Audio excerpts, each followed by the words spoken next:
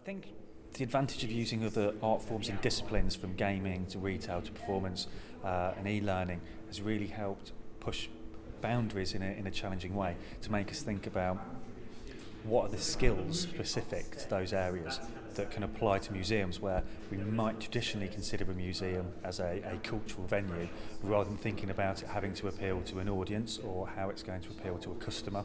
So I think, yeah, those disciplines of a player that's in gaming, how do they engage, is really appropriate to how does a visitor to a museum engage. So hearing in December everyone talk about those different disciplines and their skills, I think has really helped people from museums consider what it is they want to achieve. So it's not only what those art forms bringing, but it's making us question what the museum does and what the foyer is for. So that's been a really interesting discovery.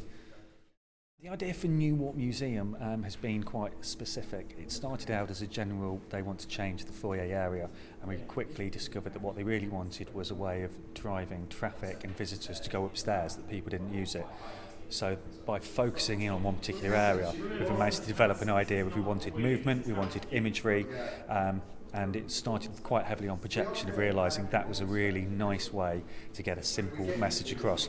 I think actually the development is, it's not so much developing the idea as simplifying it and trying not to add too much. So from my point of view, there's lots of creative people here with lots of other skills, that we just need to avoid the danger of overcomplicating. So actually I think it's using everyone's expertise to simplify the idea down, to keep it as focused as possible. I thought when I first started speaking that there is always a tendency maybe for people to be proprietorial about their discipline and saying, well, actually this is clearly for performance or retail. And I think there's a little bit of that, because we all know our area so well, that you speak in that language and express those ideas a bit more clearly.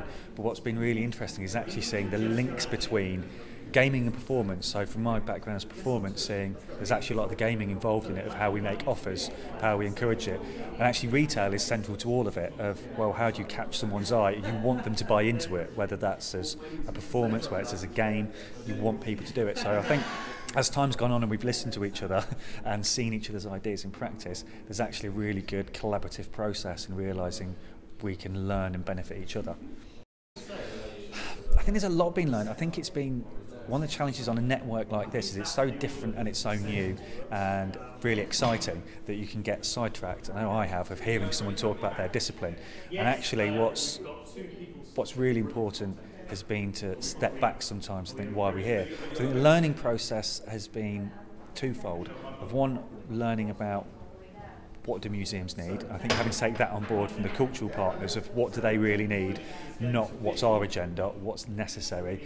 And I've really learned the value of, I think, experimenting. We've brought in on the Charrette side, if we've been walking around, we've had projection, we've cut things out, of actually just trying new ideas. And I think at some point it's just going, be quiet, listen, hear what someone's saying. And I think also, one of the nice ones of realising there's always a solution, having people here that are used to being problem solvers is really good, of rather than sometimes I would probably have gone, well, we can't do that, let's think of something else. And we go, well, hold on, we can do it, we just need to find the right way. And that's been really exciting to learn about, that from a lot of things there are solutions.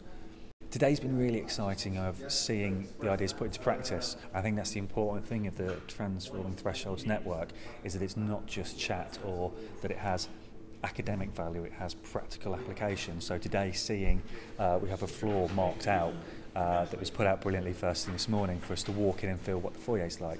We've had 3D representations of each of the foyers in both museums to see.